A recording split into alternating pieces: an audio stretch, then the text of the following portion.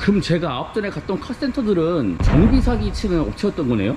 근데 그거를 딱 보면 이렇게 긁어놓은 게 보여. 칼로. 일부러 멀쩡한 부품을 손상인 가게, 많은 운전자들이 정식 서비스 센터가 실력이 좋고 가장 깔끔하다고 얘기를 하는데 그게 사실인가요? 일단 그쪽에서는 그거 빼고는 없다. 그럼 정비 사기를 치는 카센터들의 단골 멘트가 있을까요? 여러분들, 이번 시간에는요 카센터 정비 사기의 충격적인 실체에 대해서 파헤쳐보도록 하겠습니다.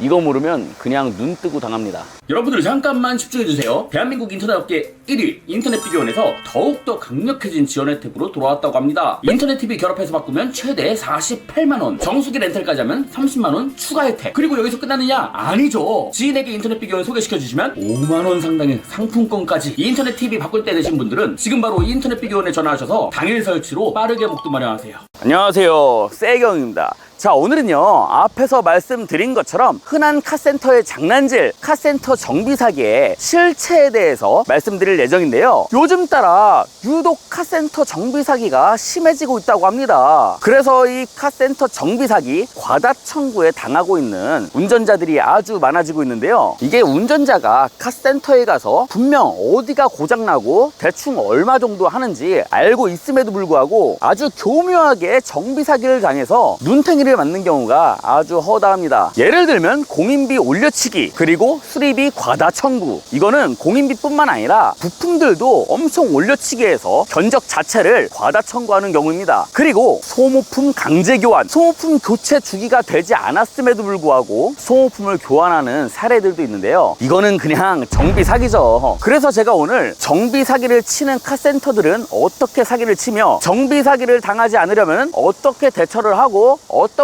해야 되는지 제가 직접 알아볼 예정이고요. 마침 이 앞에 있는 제 스파크 차량이 하체 누유가 살짝 있습니다. 근데 서비스 센터나 일반 카센터들을 갔을 때 모두 다 그렇다는 건 아니지만 너무 과하게 수리를 요구해요. 예를 들면 뭐 엔진을 통으로 교환해야 된다든지 아니면 미션을 내려서 수리를 해야 된다든지 엄청나게 공인비가 많이 나갈 것 같은 수리만 요구를 하는데 진짜로 엔진을 통으로 내려야 되는지 간단한 수리에도 수리가 될 수 있는지 제가 직접 카센터에 가서 알아봤습니다.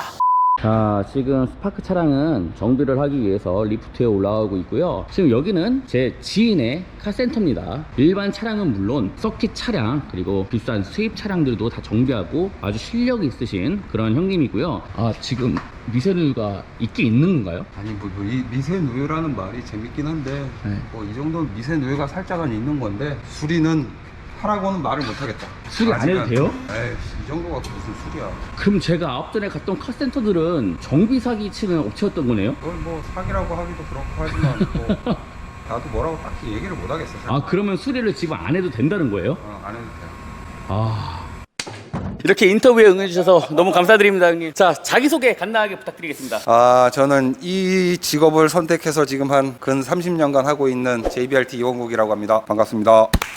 지금 카센터 정비 사기가 엄청 급증하고 일부 업체들을 갔을 때도 뒤에는 스파크만 보더라도 방금 저 미세누유는 뭐 아무 수리를 안 해도 상관이 없다고 했잖아요. 없지. 근데 제가 갔던 카센터나 서비스 센터에서는 저 미세누유 하나 갖고 뭐 엔진을 내려야 된다, 뭐 견적이 어마어마하게 나왔었어요. 요새 뭐 과다 청구라든지 소모품 강제 교체 권유라든지 이런 게 좀 많거든요. 이런 정비 사기가 심심치 않게 발생하고 있는데 이런 거에 대해서 어떻게 생각하시나요? 사실 그런 거를 뭐 어쨌든 이런 걸 미연에 방지하기 위해서 내 차의 컨디션을 항상 내가 제일 잘 알고 있어야지 사실. 그래서 뭐 정비를 뭐 하나를 하더라도 옆에서 지켜볼 수 없는 상황이면 정비를 뭐 했을 때 사진이라도 받아야 맞는 작업이지 않나. 내 차의 컨디션을 내가 제일 많이 알아야 돼. 그래야 그런 일을 안 당하지 사실. 그리고 오일이 미세누유가 있다고 해도 우리가 봤을 때 20% 이하로 떨어지지 않으면, 만약에 10리터가 들어가는데 오일 보충을 2리터가 줄었어. 2리터 이하로 떨어지지 않으면 그거는 어느 정도 정상 범위에 있다라고 보니까, 그러니까 뚝뚝 떨어지면 무조건 고치는 게 맞지만 미세하게 번져서 먼지가 묻을 정도고 오일이 바닥에 떨어지지 않을 정도면 일단은 스킵한다. 왜? 다음번에 다른 일이 있을 때 같이 해도 되는 작업이기 때문에. 제 차 같은 경우도 오일이 살짝 비치는 정도였잖아요. 그러니까 그 정도에서 비쳐서 먼지가 묻은 정도지 지금 뭐 맺혀서 드레인 볼트나 이런 데 떨어질 정도가 아니기 때문에 일단은 수리를 보류하는 게 맞다라고 얘기를 하는 거지 사실. 근데 이제 모든 운전자들이 내 차 상태를 알면 너무나도 좋지만 그렇지 않은 게 현실이에요. 뭐 저조차도 지금 어느 정도는 아는데 깊게는 알지 못한단 말이에요. 그래서 지금 미세누유가 있었는데도 불구하고 돌아다니면서 과다 견적을 받고 결국 정비 사기는 당하지 않았죠. 근데 뭐 사회 초년생 운전자들 또는 뭐 여성 운전자들 이런 분들은 사기 당하기 쉬운 그렇게 얘기하면 방법은 없어. 마음 먹고 사기치는 사람한테 이길 방법은 없어 사실. 심지어 내가 예전에 어떤 일을 봤냐면 여성 전용 카센터인데 사장도 여성이고. 잠시만, 여성 전용 카센터가 있다고요? 있어. 난 처음 있어. 들어보는데요? 진짜 있었어. 진짜요? 있었어. 네네. 그래서요? 그래서 이렇게 오일을 갈로 가면 우리가 보면 보이는 게 있어. 네. 제일 큰 게 등속 조인트야. 등속 조인트가 멀쩡한데 등속 조인트도 터지는 게 맞아. 손상이 되면 자연스럽게 갈라짐이 생겨서 터지는 게 맞아. 근데 그거를 딱 보면 이렇게 긁어놓은 게 보여. 칼로. 일부러 멀쩡한 부품을 손상이 가게 칼로. 너무 붙으니까 네. 밑에 들어가서 오일 갈면서 칼로 이렇게 긁어놓으면 당장은 몰라. 왜? 부트가 탄성이 있어서 돌아야 구리스가 밖으로 네. 튀어나오니까 다음번에 오일 갈다 보면 여기 터졌네요 하면서 작업을 할 수가 있지. 그런 게 진짜 사기지. 와, 그거는 미친놈인데. 일반 운전자들이 자기 차 상태를 알지 못하지만 그래도 최소한의 사기를 당하지 않으려면은 좀 어떻게 해야 되는지 좀 간단하게 좀 얘기 좀 해주세요. 와, 그게 제일 어렵긴 한데 일반 센터 같은 데 들어가면 일단 내 차를 내가 볼 수가 없잖아. 답답하긴 하지. 그래서 동네 카센터에서라도 차를 떴을 때 아까 말했다시피 미세누유가 있는 건 수리해야 되는 게 맞지. 근데 그 정도를 파악을 해야 된다는 얘기지. 그 정도가 아까 얘기했듯이 내 차가 바닥에 뭐가 떨어지는 게 있다. 근데 흰색 물은 여름에만 나오는 에어컨 물이니까 신경 쓰면 안 되고 뭐 현대 옛날 차 같은 경우는 녹색은 부동액, 요즘 같은 차는 분홍색 계열, 그다음에 엔진 오일은 검게 나오지 대부분. 네. 미션 오일은 색깔이 요즘에 많아졌지만 빨간색 아니면 또 녹색도 있고 네. 무색도 있고. 그런 게 만약에 눈에 보였다 그러면 동네 카센터 가서 뭐 한번 차 떠보고 뭐가 새는지를 찾는 게 맞지만 바닥에 떨어지는 게 없는 상태에서는 일단은 스킵하는 게 맞다고. 이게 서비스 센터에서는 거의 교환을 원칙으로 하더라고요. 그래서 수리 같은 경우는 거의 안 하고 다 교환을 권유를 하고 교환에 대한 견적을 주는 경우가 있는데 그거에 대해서는 또 어떻게 생각하시나요? 아 어렵다 그런 거는 진짜. 근데 이게 교환을 하면 근본적인 해결이 되는 건 맞아요. 아 맞지. 네, 맞죠. 그렇게 생각하면 이걸 뜯어서 재실링을 해도 근본적인 원인 해결은 맞아. 아 근데 물이 뚝뚝 떨어지잖아요, 하체에서. 어. 근데 이거를 에어컨 물이라고 생각 못하는 운전자들도 엄청 많아요. 많아. 전화도 많이 와. 그러니까 실제로- 내 차에서 물이 떨어지는데 점검 받으러 가도 되냐? 네. 근데 그 위치를 물어보지 우리는. 네. 어디서 떨어지냐? 깨끗한 물이지 않습니까? 계속 떨어지죠? 에어컨 물입니다. 이 물이 떨어짐으로써 불안함을 가질 수 있잖아요. 그래서 카센터를 방문해서 물은 물인데 다른 데가 좀 문제가 있다 하면서 또 교환을 유도하고 다른 걸로 좀 눈탱이 까고 이런 데가 좀 있더라고요. 아, 어렵다. 그리고 이제 흔히 떠도는 말들이 있어요. 단골 카센터나 지인의 카센터가 가장 무섭다. 그런 말이 있는데 그거에 대해서는 또 어떻게 생각하시나요? 마인드가 썩은 거지 그러면. 더 거잖아요. 잘해줘야 될 사람한테 어떻게 그럴 수가 있지? 믿으니까 그런 네. 거잖아. 믿으니까. 그렇지. 그거를 역으로 거꾸로 해먹으면 자기 차 정비를 못하고 자기 차 상태까지 확인을 못하니까 이렇게 사기치는 업체들이 많아지는 것 같아요. 최소한 이 정도만 차를 확인할 수 있으면은 사기를 안 당할 수 있다. 그런 게 있을까요? 가끔 본네트만 열어봐도 돼. 근데 본네트를 열면은 뭐 엔진 보이고 새는 건 보이잖아. 내가 엔진을 열어봤을 때 일단 나는 관리를 안 했던 사람이야. 대부분 그런 사람들은 일단 먼지가 뽀얗게 앉아 있겠지. 네. 엔진룸이. 네. 그러면 각 연결되는 부위가 따로 있어. 엔진 패드도 있고 블럭도 있고 커버도 있고. 그럼 커버 부위 연결되는 실링 뭐 다 막혀 있어야 되는데 거기가 젖었다. 그럼 거기서 미세누유가 있는 거지. 그러면 엔진룸을 열고 뭐 후레쉬면 후레쉬 해서 이제 좀 안에를 비춰 보면은 약간 젖은 부위가 있다. 그렇지. 그 정도만 젖은 부위만 있으면 조금 누유가 있구나. 근데 아까 말했듯이 만약에 이 누유가 심각하면 내가 주차했던 라인에 뭔가가 떨어져 있다니까. 내가 아파트에 주차해놨는데 내 차를 뺐는데 뭐가 떨어져 있어. 근데 이게 맑은 물인지 뭔가 오일인지 오일 정도는 구분하잖아. 미끌미끌하고. 네, 점도가 있으니까. 그렇지. 그거를 봐야지 사실. 근데 대부분 그렇게 안 하지. 사람들이 주차장에서 차 빼고 그냥 가잖아. 네, 그렇죠. 그잖아. 이게 내 차가 좀 노후화가 됐거나 오일이 샌다고 생각을 하시면은 뭐 주차를 하신 다음에 다음 날 또 출근하시거나 시동이나 차를 타고 나가실 때 시동 걸기 전에 바닥을 보면 돼 사실. 네, 그러니까 한번 확인하면은 최소한의 정비 사기는 막을 수 있다. 막을 수 있지. 네. 그리고 내 차 상태도 확인할 수 있고. 그쵸, 그쵸. 막 오일이 막 떨어져 있어. 네. 근데 시동 걸고 가다 보면 네. 갑자기 경고등 막 들어와. 네. 엔진이 죽어 그러면. 우리나라 차들이 되게 위험한 차들 중에 하나야. 우리나라 차 대부분에 오일이 4리터 들어가거든. 뭐 0.6이든 대부분. 네. 근데 이 오일이 막말로 종이컵 5개만 나와도 경고가 안 떠. 왜 안 뜨죠? 나도 모르겠어. 그대로 주행을 계속 하게 된다면 어떠한 결과가 이루어지나요? 가는 거지 뭐. 엔진 끝! 끝.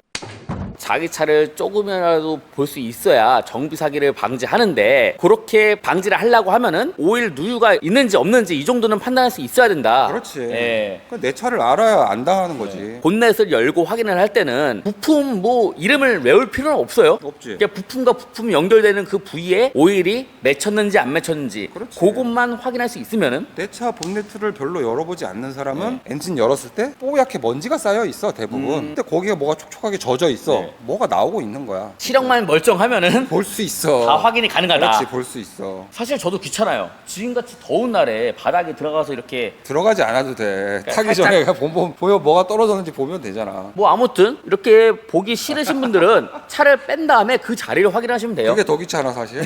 또 내려야 되니까.